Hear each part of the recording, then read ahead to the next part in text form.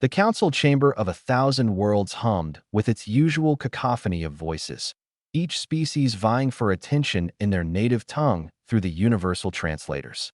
Arya stood at the human delegation's console, her fingers trembling slightly as she reviewed the final withdrawal notice. Beside her, Oscar checked the countdown on his datapad, 72 hours until humanity's complete departure from galactic affairs. They don't believe we'll actually leave, Oscar murmured, watching the assembled delegates argue over trade disputes and territorial claims as if nothing had changed. Arya nodded, her jaw set. They've never known us to be quiet about anything. They think this is negotiation theater. For 3 centuries, humanity had been the galaxy's problem solvers. When the Kr-Thal mining colonies faced extinction from geological instability, human engineers had stabilized their planetary core. When the plague ravaged the Delphic systems, human medical researchers worked without sleep for months to synthesize a cure. When wars threatened to consume entire sectors, human diplomats and peacekeepers stood between the combatants. But gratitude had a short half-life in galactic politics. The turning point had come 6 months ago when the Council passed Resolution 7749, restricting human expansion to their current 17 colony worlds while allowing other species unlimited growth. The Zafani representative had called humans dangerously ambitious. The consortium elder had labeled them unpredictably emotional. One by one, the species humanity had helped voted to constrain them, to limit them, to put them in a box labeled useful but concerning. Let the record show, Arya spoke into her console, her voice carrying across the chamber through the translation matrix, that humanity formally withdraws from the Galactic Council, effective immediately. All human personnel, technology, and support systems will be recalled within 72 hours. The chamber fell silent for perhaps 3 seconds before erupting in dismissive laughter. Another human tantrum. The Zafani delegate chittered. You'll be back within a cycle, begging for trade agreements. Oscar allowed himself a thin smile. The withdrawal includes all human-maintained infrastructure, medical support, and technical assistance. We're not begging for anything. We're leaving you to your own devices. Preposterous, boomed the consortium elder. The maintenance systems for this very station are human-designed. Surely you don't mean every system, Arya confirmed. We'll leave operational manuals, of course, in 17 languages. We're not cruel. The first day after humanity's withdrawal, the Council barely noticed. The second day, minor systems began failing. Nothing critical, just conveniences. The automated translation matrix developed a lag. The environmental controls in the eastern wing fluctuated.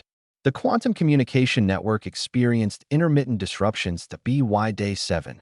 The Delphic ambassador contacted Arya on an emergency frequency.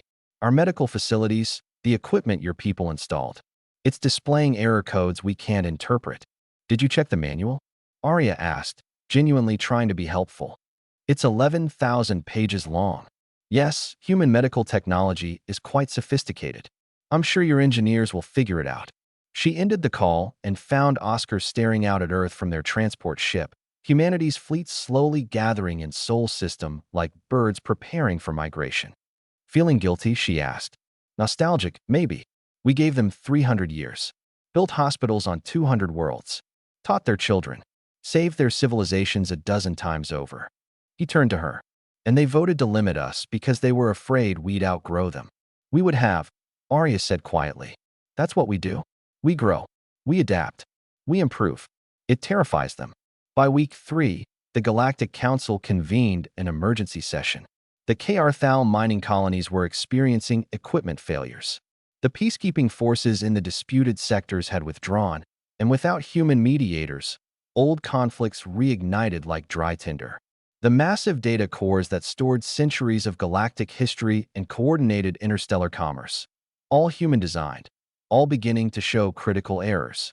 This is sabotage, the Zafani delegate accused. The temporary human observer, a young diplomat named Chun, replied coolly, it's entropy. Our systems were designed to be maintained by humans because we were the ones maintaining them. We offered to train your engineers dozens of times over the decades. You always said you'd get around to it. You can't just abandon the galaxy. We're not abandoning anyone. We're respecting your wishes. You wanted us constrained, limited, reduced. So we're reducing our presence to zero. You have your independence. Enjoy it. By month 2, 3 wars had erupted. A plague emerged on Tarsus 7 with no human medical teams to contain it. The council station itself had to be partially evacuated due to cascading system failures. The carefully balanced galactic economy, coordinated through human-maintained networks, began to fracture. Arya received a message from the council, transmitted through official channels. It was a formal request for humanity to return, to resume their place, to help restore order. "What do you think?"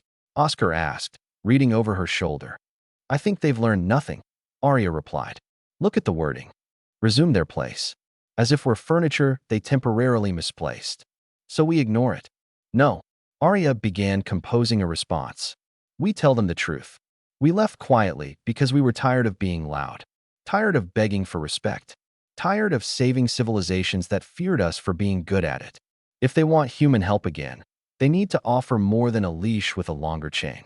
The message she sent was brief. Humanity is focusing inward now. We're building something new in our own systems. Something that doesn't require anyone's permission. You taught us an important lesson. That partnership must be freely given by equals, not grudgingly granted by those who see us as useful subordinates. When you're ready to meet us as equals, not manage us as concerns, perhaps we'll talk again. Until then, we wish you well. 6 months after humanity's departure, the Galactic Council stood on the brink of collapse. But in Sol System, human civilization flourished. They built new technologies without political approval committees. They explored their local cluster without expansion restrictions. They created art and music and literature for themselves, not for galactic consumption.